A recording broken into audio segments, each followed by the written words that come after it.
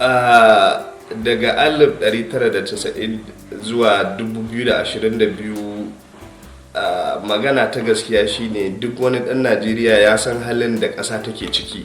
Dan Najeriya bai da yanci. Mun sami yanci daga turawan mallaka, amma a halin da ake ciki yanzu shugabanninmu sun kwace yancin. Ina tunanin bai dace a ce za a yi wani bikin yanci ba, domin 'yan Najeriya ba mu da yanci. A gidanka baka da yanci, in kana tafiya a hanya baka da yanci, tashar jirgin sama baka da yanci, abinda zaka ci a bakinka baka da yanci, domin yau in ka san abu naira 10 ne, gobe zai iya komawa naira 20, yayi doubling, ya ninka. To ina yancin? Ai bana tunanin duk wanda ya san kanshi zai murnar yanci da aka samu na wani lokaci. Bai kamata ba.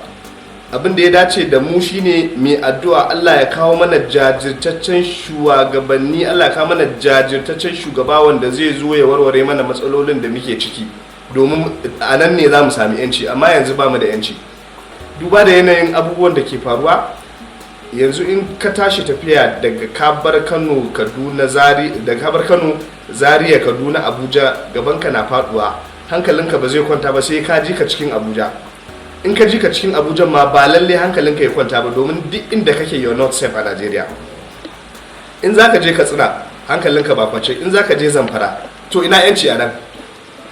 Talaka abin da zai ci na gagaran shi, ina yanci?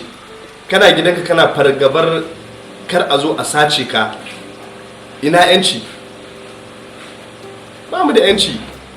So sai dai ba abin da za mu ce sai dai kalu inna lillahi wa inna ilaihi raji'un, mu ta addu'a Allah mun tuba, Allah mun tuba, Allah ka kawo mana shugaban da zai kawo mana dauki.